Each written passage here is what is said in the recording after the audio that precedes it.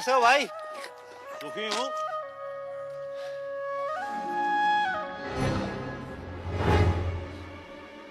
दुखी हूँ।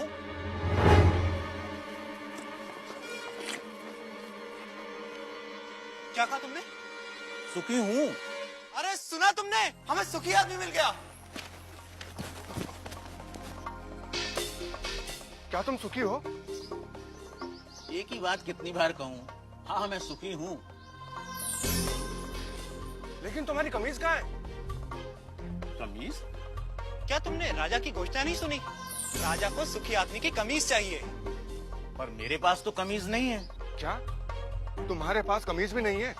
फिर तुम सुखी कैसे हुए? मेरा सुख कमीज में नहीं है, मैं ही सुख हूँ। अन्नदाता, वह कह रहा था कि उसका सुख कमीज में नहीं है, वह ही सुख है। वह सुखी है, लेकिन उसके पास कमीज नहीं है। बलभद्र, उसे मेरे पास ले आओ। क्यों? क्या राजा को मेरी और मेरी बैलगाड़ी की सेवा चाहिए? पर उसके पास तो हाथी, घोड़े, रथ। भूरा, राजा को तुम्हारी बैलगाड़ी या तुम्हारी सेवा नहीं चाहिए। राजा तो तुमसे मिलना चाहते हैं। पर मैं राजा से मिलकर क्या करूंगा? शायद वे तुम्हें पुरस्कार देना चाहते हो। पर मैं राजा से पुरस्कार लेकर क्या करूंगा? शायद पुरस्कार के धन से तुम और सुख पा सको, कमीज खरीद सको।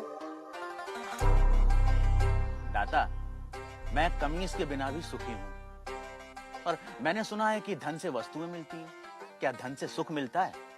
और जो सुख से भरा हुआ है उसमें और सुख कहां से समाएगा? अगर राजा मुझसे मिलना चाहते हैं तो वो यहाँ आ सकते हैं, मैं उनसे मिल लूंगा। गाड़ीवान ने आने से मना कर दिया अन्नदाता। अन्नदाता को उससे मिलना हो तो हुकुम को ही जाना होगा।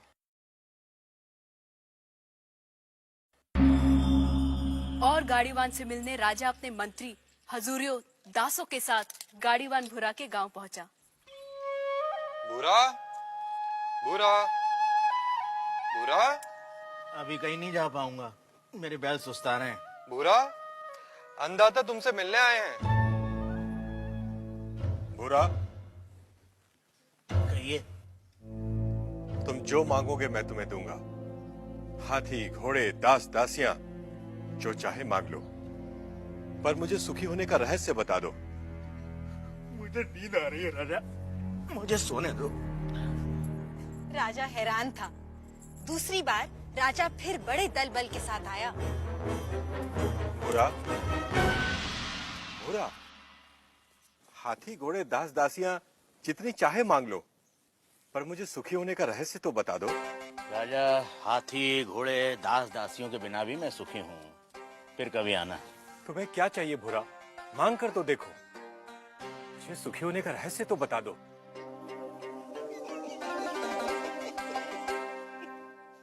जो स्वयं सुख की खान है उसे लालच देने का काम मूर्ख ही कर सकता है। जा राजा जा, फिर कभी आना।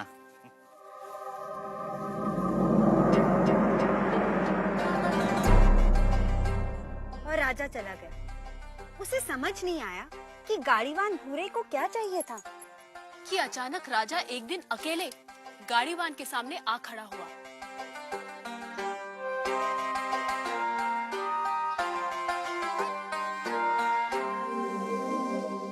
हुकुम। तू फिर आ गया? जब तक आप सुखी होने का रहस्य न बता देंगे, मैं तंग करता रहूंगा। मेरी पीठ खुजा सकेगा? हाँ मालिक। ला, खुजा। रहने दे, रहने दे। ठीक से बैठ जा, बैठ ठीक से। पहले ही अपने दिखावे का बोझ छोड़कर आता तो मेरी पीठ खुजलाने से बच जाता। पूछ, क्या जानना चाहता है?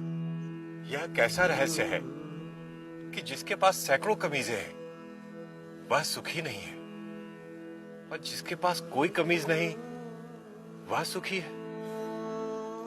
राजे, सुख का कारण कमीज नहीं, आत्मा है। जो यह जान लेता है कि सुख का कारण भीतर है, उसे सुखी होने के लिए बाहरी वस्तुओं की जरूरत नहीं पड़ती। पर मन तो हमेशा सुख के लिए बाहरी वस्तुओं के पीछे भागता रहता है। इसीलिए राजे, जो अपने आनंद स्वरूप आत्मा को जान लेता है वह वस्तुओं के पीछे भागना बंद कर देता है। मैं समझा नहीं। राजे, आनंद आत्मा का स्वरूप है। आत्मा अनंत है, इसलिए आनंद भी अनंत है। आत्मा के स्वरूप के कारण व्यक्ति स्वयं से हर क्षण प्रेम करता है। क्या कभी सोचा है कि व्यक्ति बूढ़ा हो जाता है, बीमार हो जाता है, इंद्रियां साथ छोड़ रही होती हैं, मौत द्वार खटखटा रही होती है, फिर भी आदमी जीना चाहता है? क्यों? क्योंकि हर व्यक्ति स्वयं से हर क्षण हर समय प्रेम करता है। यदि दुख स्वयं का स्वरूप होता तो क्या मनुष्य कभी स्वयं से इतना प्रेम करता? कभी तुमने सोचा है कि कभी कभी आत्महत्या का विचार क्यों आता है? नहीं मालिक। क्या है आत्महत्या का विचार? क्यों भावना के वश में आदमी मन, बुद्धि और शरीर आदि को खत्म कर देना चाहता है? क्योंकि आत्महत्या का विचार भी आत्म प्रेम को ही व्यक्त करता है। जब व्यक्ति दुख और दुख देने वाली स्थितियों से छुटकारा नहीं देखता, तब वह अज्ञानता में आत्महत्या को ही दुखों से छुटकारा पाने का रास्ता समझता है। इतना है मनुष्य का स्वयं के प्रति प्रेम कि वह अपने अस्तित्व को भी समाप्त कर देना चाहता है। सुख भीतर है तो मनुष्य बाहर संसार के पीछे भागता क्यों है? क्योंकि वह स्वयं से प्रेम करता है। मनुष्य जिसकी भी अभिलाषा करता है, चाहे वह धन हो या वैभव, पत्नी, पति या पुत्र हो, वे सिर्फ उपकरण हैं जिनकी अभिलाषा मनुष्य स्वयं के सुख के लिए करता है।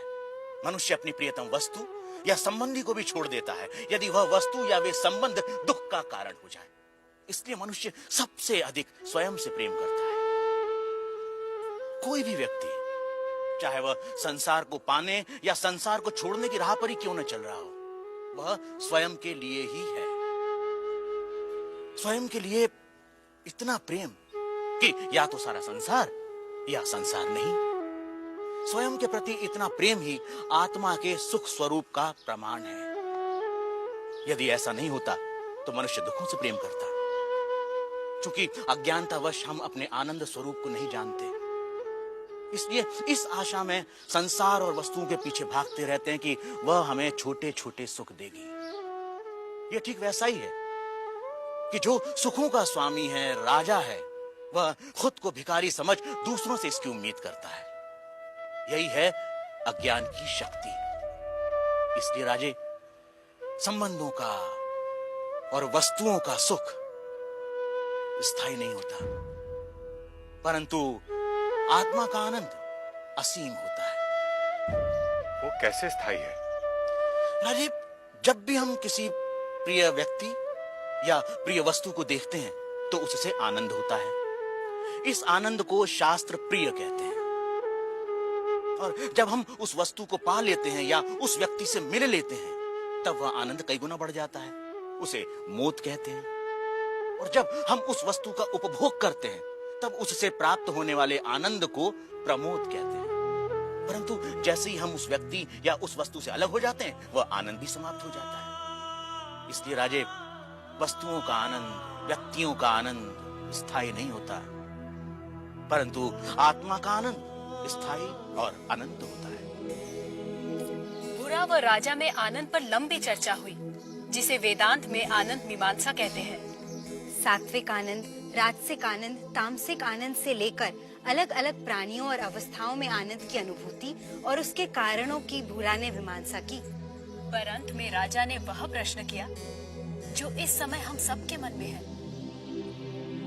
आर्य, यदि मैं ही आत्मा और आत्मा का आनंद स्थान, समय, जन्म, शरीर, मन, बुद्धि और बाहर की किसी भी वस्तु से स्वतंत्र होता है, तो मैं अनंत, असीमित और पूर्ण आनंद का अनुभव क्यों नहीं कर पाता? राजे, यदि तुम अपनी आंखें बंद करोगे तो अंधेरा ही दिखाई देगा। जब तक तुम शरीर, मन, बुद्धि, संसार, वस्तुएं, रस, भाव और विचारों की ओर ही देखोगे, तब तक तुम उस अनंत, असीमित और पूर्ण का अनुभव नहीं कर सकोगे। इसमें गलती आत्मा की नहीं, हमारे दृष्टिकोण की है। इसलिए राजे, यदि सुख चाहते हो तो बाहर नहीं, भीतर देखो। तो सूत्रधार, क्या इसका ये अर्थ हुआ कि सुख की कामना ही आत्मा के आनंद स्वरूप का कारण है? तुमने ठीक समझा नटी। इसीलिए पूरा जीवन हम सुख की तलाश में रहते हैं। आप जो होते हैं पूरा जीवन उसी की ही खोज करते हैं। हम आनंद हैं, इसीलिए हम अनंत सुख की अभिलाषा रखते हैं। इस सत्य को ना जानना ही दुख का कारण है।